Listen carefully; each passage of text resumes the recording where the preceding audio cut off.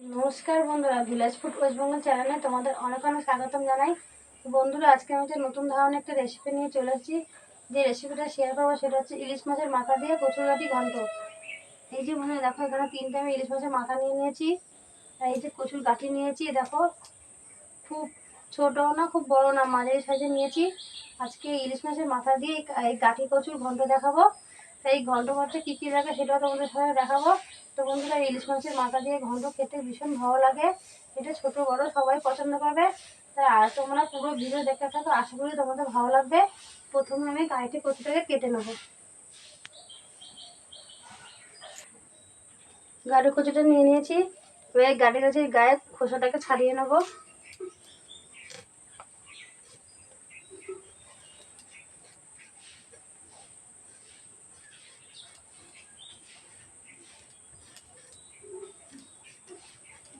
একটু deep deep করে ছাড়াবে, কেন কচু হেঁচু একটুখানি ডিপ ডিপটা করে ছাড়ালে বেশি খেতে ভালো হয়।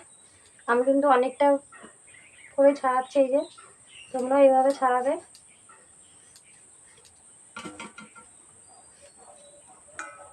এই গায়ে খোসাটাকে ছাড়িয়ে নিয়েছি। এবার মাঝখান দিয়ে একটু ভাগ করে নেবো, দিয়ে এবার এইভাবে পিস করে নেবো। এইভাবে সমস্ত কাটি কচুগুলো ছাড়িয়ে নেবো।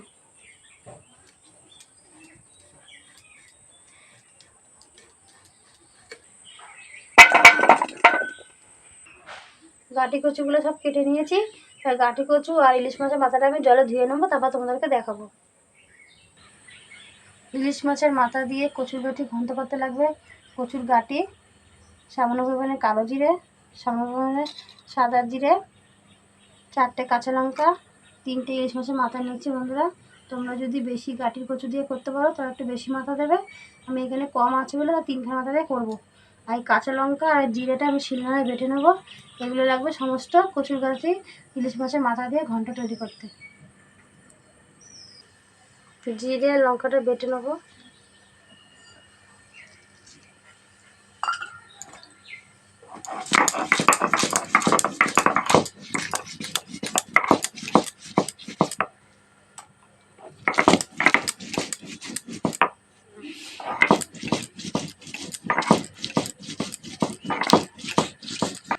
জিরে লঙ্কাটা বেটে নিয়েছি, বাটিতে তুলে নিচ্ছি।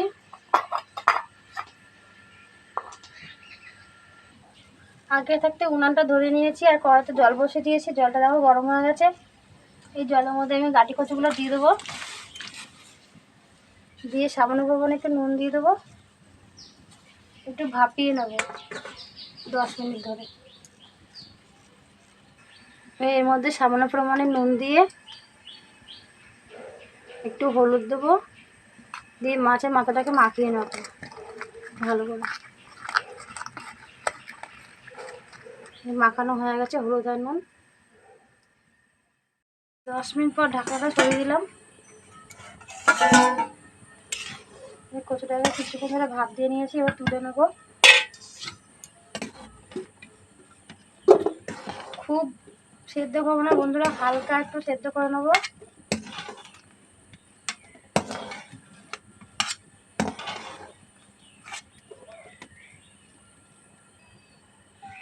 উনানের উপর আবার কড়াটা বসিয়ে দিলাম। কড়াটা একটু গরম হবে। কড়াই গরম হয়েছে, কড়ার মধ্যে সরষের তেল দিয়ে দেবো।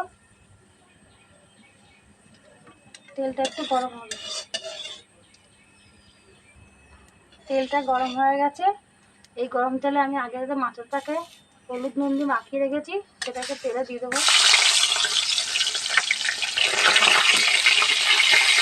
দিয়ে একটু লাল লাল করে ভেজে নেবো। মাথাটাকে ভেজে নিয়েছি, তবে এক পাশে রেখে দেবো। এটা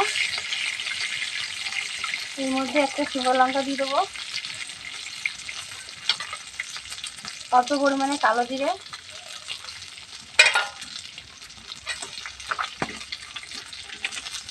আগে থাকা জিরে লঙ্কাটা ভেজে রেখে সেটা দিয়ে দেবো।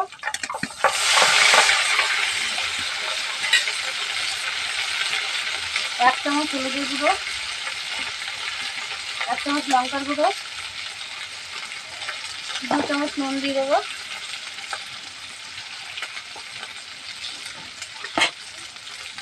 এই জিরে মশলা জলটা দিয়ে দেবো, একটু কষিয়ে নেবো মাথার সাথে মশলাটাকে।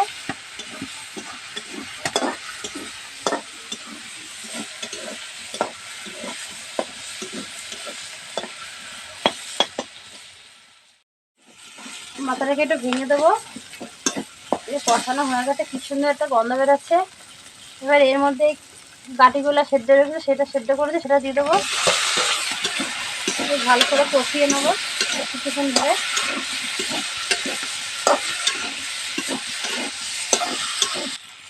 কিছুক্ষণ ধরে ভালো করে কষিয়ে নিয়েছি। এবার এর মধ্যে সামান্য পরিমাণে জল দিয়ে দেবো।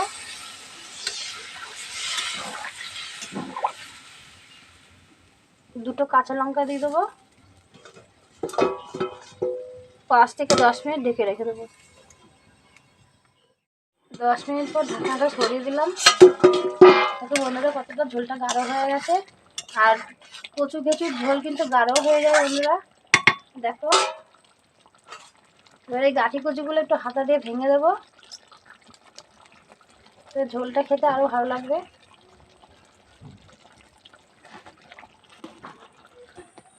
অবশেষে এটা বন্ধুরা কি সুন্দর হয়ে গেছে ইলিশ মাছের মাথা দিয়ে কচু গাছের ঘন্ট। এবার নামিয়ে নেবো। আর তোমরা বাড়িতে এরকম বানিয়ে খাবে, ভীষণ ভালো লাগবে।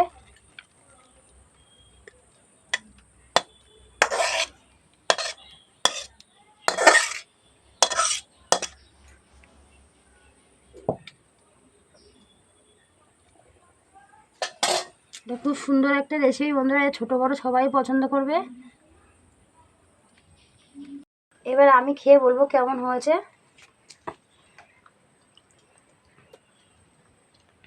এই যে একটা মাথাও নিচ্ছি।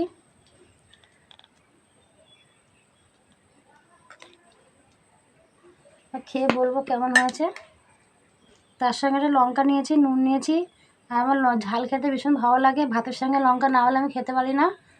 এবার একটু কচু নিয়ে ভাতের সাথে মাখবো।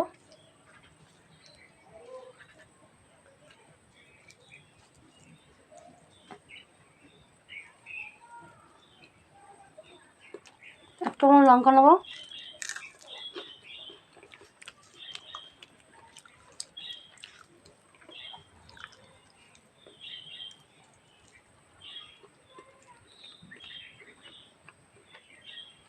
মাছের মাথাটা, ইলিশ মাছের মাছের মাথা খুব ভালো লাগে বন্ধু আমার।